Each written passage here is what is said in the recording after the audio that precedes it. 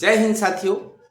RS pre के paper कैसे बनेगा इस बारे में जो कुछ जानकारी मुझे मिली है वो मैं आपको बता रहा हूँ। काम की चीज़ें पढ़ने में और अनावश्यक चीज़ों से थोड़ा सा अपनी टाइम और एनर्जी बचाने में ये गाइडलाइन आपके भी बहुत काम आएगी। सबसे अहम चीज़, पेपर सेटर सिलेबस से बाहर कुछ भी नहीं बनाते हैं, ये आप और हम सभी जानते हैं। अगली इंपॉर्टेंट चीज़ क्या है कि वो पुराने पेपर को लेकर के बैठते हैं, यानी पिछली आरएस प्री के पेपर से कोई क्वेश्चन रिपीट होने के चांस नहीं के बराबर है, लेकिन पैटर्न काफ़ी हद तक फॉलो होता है। क्योंकि पेपर सेटर कितनी भी कोशिश करे पर जो बनाने बैठते हैं ना, थोड़ी मेंटेलिटी रहती ही है कि यार पिछली बार चलो किसी पदाधिकारी बारे में पूछ लिया तो इस बार किसी अन्य पदाधिकारी के बारे में पूछ लेते हैं। तो आप पिछले साल के पेपर के आधार पर अपना थोड़ा सा एक स्ट्रेटजी तय कर सकते हो। यहाँ पर आपको बता दूं कि सामान्य तौर पर जो पेपर बनता है उसमें परसेंटेज वाइज बता रहा हूं कि 25% क्वेश्चन ईजी आते हैं, जो करने में आपको कोई प्रॉब्लम नहीं आएगी। 40% क्वेश्चन मीडियम, जिन्होंने पढ़ाई कर रखी आरएस के नाम की, बिल्कुल ईजी भी नहीं और थोड़े लेवल के आएंगे। 25% टफ आएंगे, लगेगा कि वाकई में आप कोई एग्जाम दे रहे हो।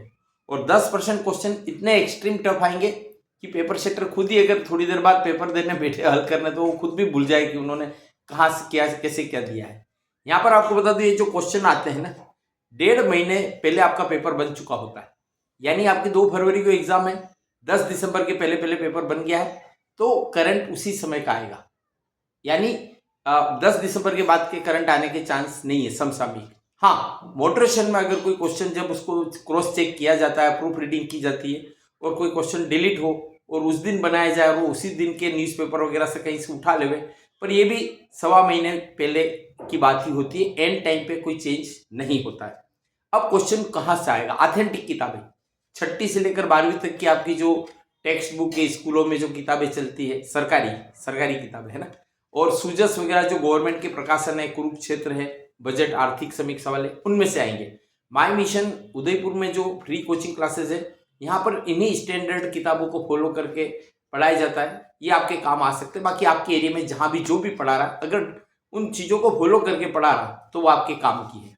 पेपर सेटर को कौन सा क्वेश्चन किस किताब से लिया है, उसका क्वेश्चन और उसका आंसर उस किताब के किस पेज नंबर से लिया है, किस चैप्टर से लिया है, वह किताब कौन से संस्करण की है, सारे डिस्क्रिप्शंस देना होता है। तो गाइड वाइड तो एलाउ होती नहीं है।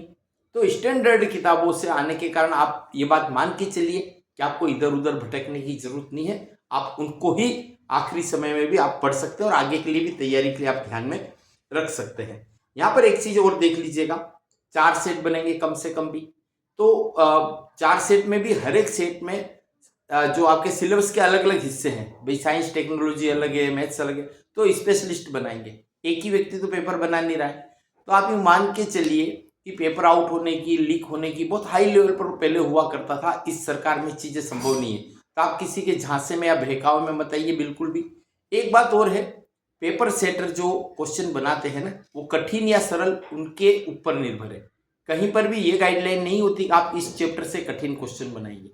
तो नॉर्मली स्टूडेंट क्या करते हैं, ये प्रक्रिया पता नहीं होती पेपर बनने की, तो वो ऐसा करते हैं कि जैसे कोई साइंस किसी को टफ लग रही, टेक्नोलॉजी किसी को, मैथ्स रीजनिंग टफ लग रही, साइंस मैथ्स वालों को हो सकता है जियोग्राफी, इकोनॉमिक्स या हिस्ट्री टफ लगे, तो उस हिस्से को पूरा छोड़ देते हैं। यह बहुत बड़ी गलती होती है।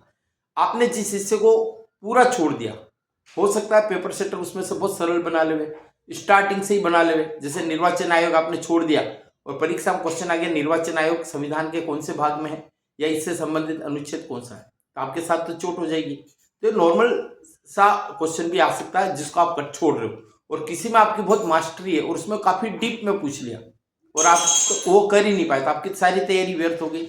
इसलिए सिलेबस को पूरा पढ़िए, भले सरसरी नजर से पढ़िए, क्योंकि ये सिर्फ पेपर सेटर जानता है कि कहाँ से सरल देना है, कहाँ से कठिन देना है। इसलिए आप इसमें कोई रिस्क मत लीजिए। कंफ्यूजन वाली स्थिति में इंग्लिश वर्जन जरूर पढ़िए, क्योंकि होता क्या है, हिंदी में कुछ चीजें आती है वो हमको इतना हैबिचुअल नहीं होते। जैसे मैं आपको बताऊं कि अभी आप पिछले कुछ एग्जाम में देखिए, अंग्रेजी में बराबर था फड़कला, हिंदी में दे दिया फाड़कला, थोड़ा सा कंफ्यूजन हो जाता है ये क्या है। एक क्वेश्चन पेपर में आ गया था वित्त मंत्री और उप मुख्यमंत्री के बारे में, हिंदी में लिखा था दिव्या कुमारी, दिव्या, और इंग्लिश में बिल्कुल सही था दिया। कोई बोनस या ऐसा नहीं मिलेगा, डिलीट भी नहीं होगा क्वेश्चन, पहले से डिस्क्लेमर दिया हुआ